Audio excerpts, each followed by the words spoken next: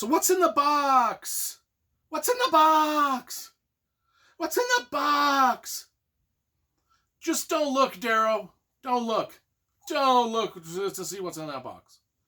I'm telling you, you don't want to know. I'm Brian Lee Durfee, author of The Forgetting Moon, The Blackest Heart, The Lonesome Crown, all published by Simon & Schuster Saga Press. That's right, today I'm going to be reviewing Golden Sun by Pierce Brown. Book number 2 in the Red Rising series. Now, if you want to read my review, or not read, watch. If you want to watch my review of Red Rising, I did an earlier review of that on YouTube. You can just type in my name, Brian Lee Durfee, and then type in Red Rising, and the video review will magically appear upon your YouTube screen. So you can see what I thought of Red Rising, and we'll just start out a little bit talking about Red Rising itself, where I thought it was decent, thought it was good, it was engaging. It reminded me a lot of the Hunger Games mixed with sort of Ender's Game. This is like a battle school slash, cage match, death match to yourself. I mean, you know what I'm saying? Wasn't what I was expecting. I was more expecting a lot of science fiction type stuff, but it was more of just guys in Trojan helms and togas running through the woods, chasing each other in a battle school, much like Ender Wiggin did in Ender's Game, in the gravity, in the anti-gravity or whatever. You know what I'm talking about. These guys in Red Rising were just kids in battle school learning to be badass commanders. Golden Sun takes it a step further. And oh my gosh, did my interest in this series explode 10 pages into this book. Because it seems like the things that were bothering me in this book were no longer present in this book. We have graduated from battle school, and now we're in even tougher battle school at the beginning of this. But it's in outer space. Now we're talking about the space opera I love and was expecting, all right? You know, we always review the covers. Before we get too much into the book, let's talk about the cover. I like the cover. It's simple. But what I like most about this is the list of characters. We always want a character list. There is no map. However, since we're dealing with a class system, that's built around colors, red, gold, white, all of them. I mean, here's the colors and the class systems, and they're listed on this page, which I really liked, because it gives you not only the color, but what kind of person falls into that color. So gold, silver, white, copper, blue, yellow, green, violet, orange, gray, brown, obsidian, pink, and red. The gold being the fiercely intelligent rulers of the planet. Silver being the innovators, financiers, and businessmen. White are the priests and priestesses. Copper are the administrators and lawyers and bureaucrats. Blue are the pilots and navigators. Yellow are the experts in the sciences. Green are the programmers and computer tech people. Violet are the artists, musicians, and writers. Orange are the technical support to the starships. Grays are the police and military. Brown are the servants in homes and businesses. Obsidians are a monstrous race just bred to fight. Pinks are the ones that are just more beautiful than everybody else. And the reds are the lowest class. They are the unskilled manual laborers. So when I was looking at this list of colors and what they represent, I was like, well, what class? What am I? Am I in Hufflepuff? Am I in Ravenclaw? Am I in, Slytherin? What class do I fall in? Am I red? Am I green? Am I blue? Am I white? So I looked through it and I'm like, I think I'm a combination. I would be a combination of two of these. The first one I would be purple, because they represent the artists and writers. So I would be a purple. But I would also be a gray, because they are the law enforcement. I work in law enforcement.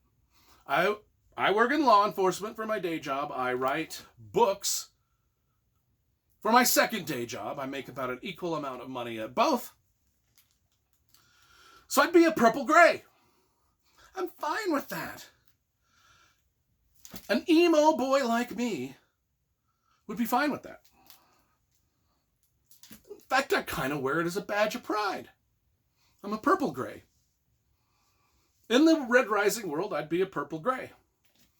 I'd be one of your law enforcement guys who's also a writer on the side, which happens to be what I am here. In the good old United States of America. So, what did I think of Golden Sun? Yeah, just like I said, from the very get-go. This thing starts out, we're still in battle school, but we've graduated from the battle school that was down here on the planet Mars, where they were just running around in togas and Trojan helms and playing Capture the Flag.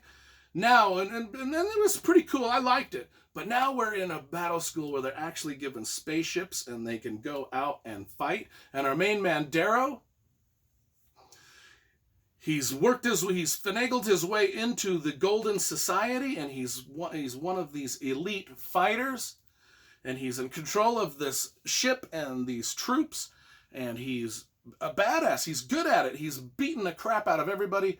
But then within the first few pages, things go sideways for him because we got to have some conflict. His sponsorship and everything sort of falls apart. He's betrayed by everyone, and now all things go haywire. His nemesis, Cassius and Kellen, are still just stabbing him in the back in all the wrong ways. Just like, in Cobra Kai, it's like you got these fighting dojos, right? And Cassius and Kellen are on one side, and then you got Darrow and his group of people on the other side, and they're fighting dojos, right? Cobra Kai. That's not even a very good comparison at all. But let's just say that it's the conflict. Here's the thing. This is what I loved about this book. This is nonstop action. Writing advice right now. For all of you people that want to write breakneck speed thriller type action in your fantasy and science fiction novels, you need to study everything that Pierce Brown did in Golden Sun. Because from the get-go, from the jump, we are just in one tense, dramatic scene after the next. And every scene has drama, tension, action, and it all makes sense. And it's relentless. It's absolutely relentless from the start to the finish. There's not a break.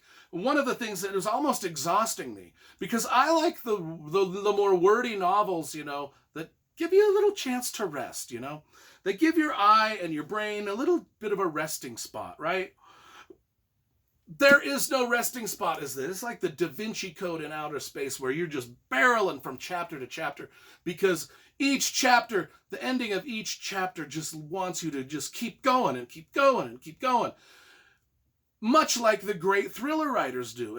And Pierce Brown has written a space opera that's got all of the trappings of the perfect thriller novel, in that it's just drama, drama, drama, drama, suspense, suspense, suspense, mystery, mystery, mystery, tension, tension, tension, action, action, action, betrayal, betrayal, betrayal, cool thing after cool thing after cool thing, characters that are interesting all the way through, characters that you're interested in following, especially Darrow, because he's so haunted by the stuff that happened early on in Red Rising.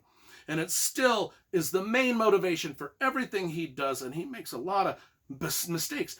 I mean, this ain't your perfect warrior. He gets himself into trouble all the time. And this has got everything that a science fiction reader, especially if you read space opera, like Star Wars, Battlestar Galactica, big, huge, epic starships and space battles and all of that. I mean, and the characters, and it's almost like I don't want to say too much. I don't even want to say too much about the beginning of this novel, because it's all spoilery. Everything in this is spoilery. So this is just kind of a vague overview, Durfee gushing about a novel that he read that he really just loved. Red Rising, man, I'm telling you, go watch my review of that. I thought it was a decent book. This is beyond decent, folks. And it's got me excited to read Morningstar, whatever, the others. There's like 5 of them in the series. But I'll tell you, if Red Rising was not your cup of tea, which I was questioning if it was my cup of tea, just hold on to your seatbelt. I don't know if that's a phrase. Hold on to your seats, because Golden Sun will blast you out of your seat if you're not holding on to your seat. It's that good. I got my heart thumping. This one got my adrenaline rushing. This one got my adrenaline going. I read this very quickly because, like I said, I just wanted to keep finding out what was going to happen, That's about all I can say about it. Golden Sun. I say 9.5 out of 10 for Golden Sun.